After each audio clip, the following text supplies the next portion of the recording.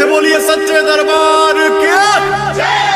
ओम जयंती मंगला काली भद्र काली कपालिनी दुर्गा क्षमा शिवा धात्री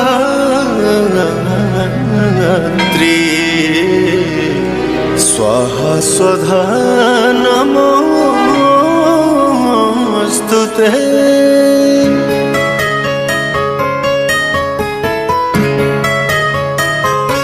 माई के आरती उतारो रे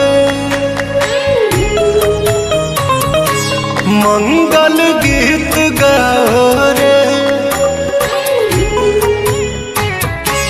माई के आरती उतारो रे मंगल गीत गाओ रे।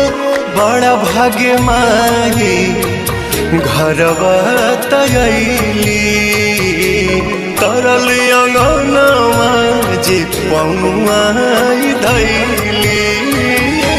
घिउआ के दिया जरा रे मैया जी के भोग लगाओ रे। माई के आरती उतारो रे मंगल गीत गाओ रे। जय जय जय माँ जय माँ जय जय जय माँ जय माँ।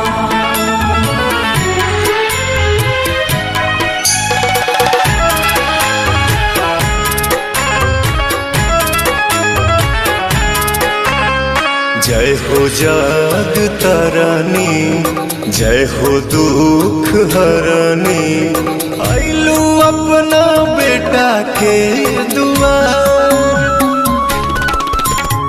हाई हम पुजरिया रखी नजरिया सुखी रहे पूरा परिवार।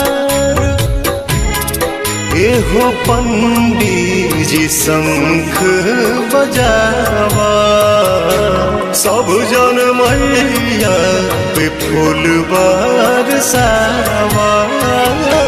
मैया के चुनरी ओढ़ाओ रे हरी हरी चूड़ी चढ़ाओ रे। माई के आरती उतारो रे मंगल गीत गाओ रे।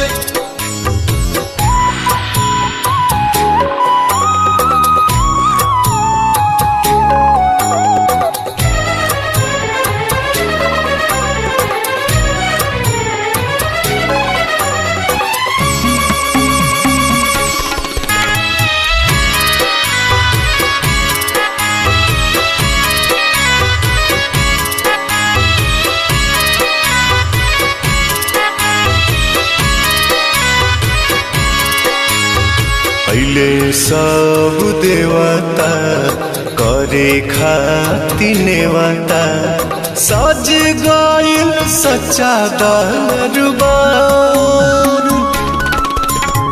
सभे पाँव पूजे चारों ओरिया गूंजे माई तोहार जय जयकार।